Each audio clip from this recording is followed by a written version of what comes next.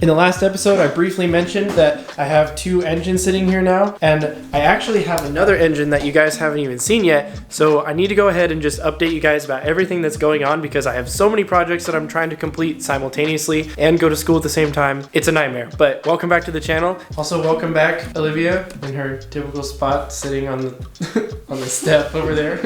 So if you guys have been watching the channel for a little bit, you'll know that I recently bought the Mazda Protege5. That car has just been an awesome daily, but it's dying slowly. So it burns oil like crazy. On cold start, just a huge cloud of smoke that comes out of the tailpipe. Pretty sure it's the valve seals that are leaking, and I think the piston rings are probably worn as well. It's just not great. It's like a quart of oil every 500 miles. It's really, really bad. So to get you guys up to speed, a couple months ago, I got an engine for free. I'm part of a Facebook group, and somebody in there said that I could just have it. They had plans to build it, and then they had other projects, and then they were like, you can just have it. So shout out to him. I don't know if he wants me to say his name in a video, so I'm not gonna expose him or anything, but if you see this, thank you so much. Anyway, so I got that engine for free. I'll explain a little bit later, but the reason why I got this engine is because I needed some more components that were wrong with the other one. So I'm gonna show you guys the footage of me pulling apart that engine real quick. I'm gonna meet back with you afterwards so you guys will be fully up to speed, and then we'll explain what the story is with this engine.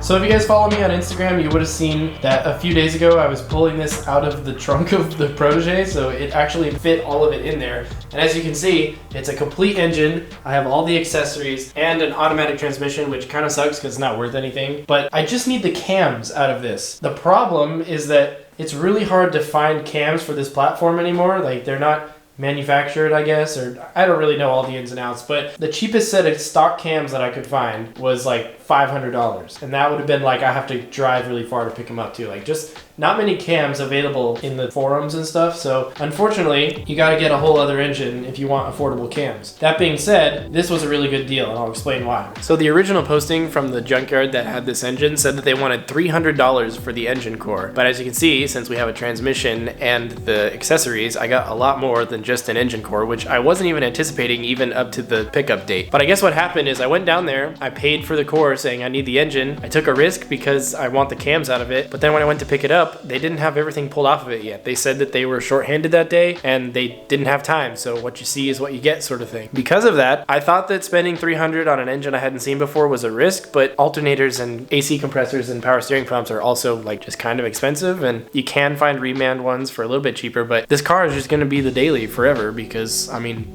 I just got all this stuff. But the goal for the rest of today's video is going to be pull this engine apart, so this is going to just be like an engine teardown epic montage, I suppose, because I told the machine shop that I would have all these components to him by Monday. So that means he will have 2 crankshafts, 2 blocks, 2 heads, and hopefully a good set of cams. If those cams are shot, then I still need to source a pair of cams. So I'm really hoping that these ones are okay. Junkyard said that the engine still turned over. Obviously the cams cams could be super worn out, but it's worth a shot. And worst case scenario, I got a decent deal on like some other goodies for the car. And as of right now, it is Friday night, which I don't think Olivia's thrilled about spending her Friday night in the garage, but I just want to start tinkering with this a little bit. I know I have the rest of the weekend, but I gotta pull a whole other engine apart. I learned a lot the first time. I'd never actually pulled a crankshaft out of an engine block before, so hopefully this one will go a little bit smoother, but I'm also not familiar with all the accessories and stuff. There's like more components on this engine than there were on the first one because that one was already pretty pulled apart. So we got a lot of work to do, and I guess we'll just get after it. All right, I'm gonna hand you guys off to my trusty camera woman, Olivia. I don't really know where to start, so we're gonna go with bell housing bolts.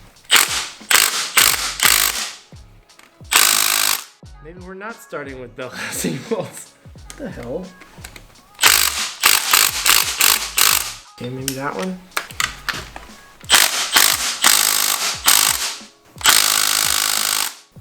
So, this is gonna take a lot longer than I thought. I'm gonna get a breaker bar and try again.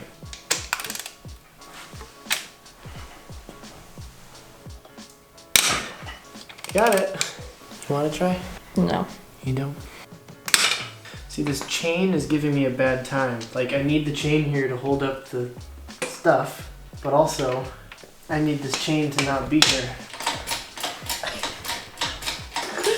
Okay, I should be able to get the chain off now. We had a brief intermission because I had a moment of existential crisis and I was like, what am I doing with my life with all these engines everywhere? Like, what is happening? This is too much. I'm feeling overwhelmed. Sometimes when you feel overwhelmed, you just gotta take a deep breath, go back to basics, figure what do you need to do, get the transmission off the engine.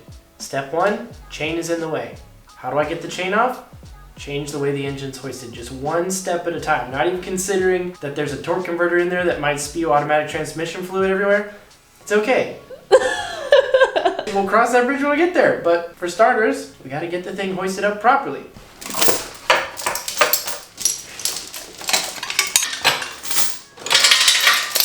Yes! Step one accomplished. We can continue pulling the bell housing bolts out. Are you pointing the camera at me? Am I like off to the side? I mean, if it passes the smack check, she'll be good. She'll hold it. I'm only half kidding. This thing is disgusting.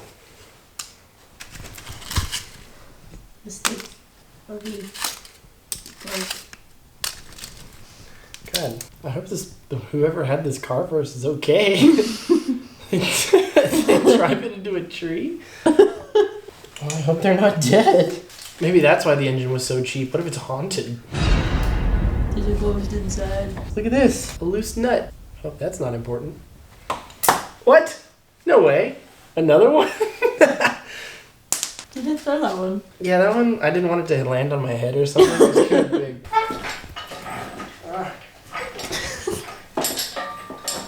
What? What's so funny? What? Nothing. Is this not the coolest thing you've ever seen?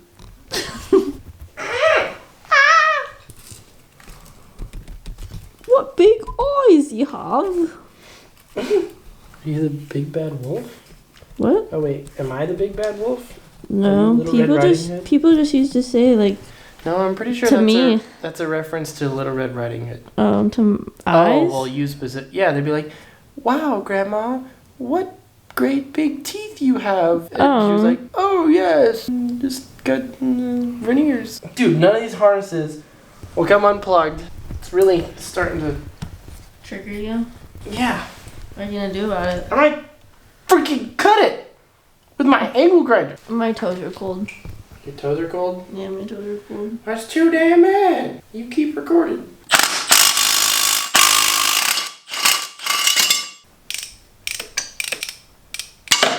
This isn't going. How do you de-stress after a long day? I come home and I scream at engines. I've never removed. Wait, no. I have removed an automatic. No, that's right. I've put an automatic transmission in a car. I've only pulled and removed a manual transmission when I was doing a clutch on one, so I know that there's ATF in there. I don't know, like I know that there's like pins that the torque converter slides onto, but I know there's also bolts that hold it to a flex plate, and I'm like, how do you even get to the flex plate bolts? I don't know, but the transmission is coming off, so this might make a mess. Oh.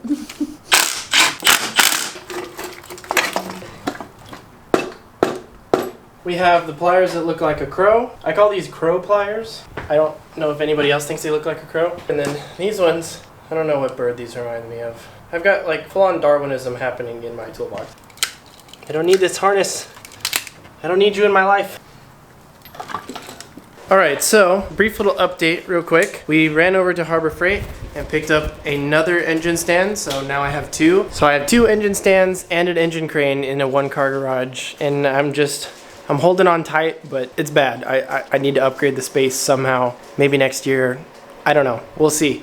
But anyway, Olivia is going to spend some time setting that up for me because she needs practice putting things together. I'm going to spend some time getting the torque converter taken off of the engine, and then we'll just go from there. So goal is to, by the end of the night, at least have the engine up onto the engine stand, and hopefully I can get the intake manifold off as well. And then tomorrow I'll pick up where I left off. Got to get everything pulled apart.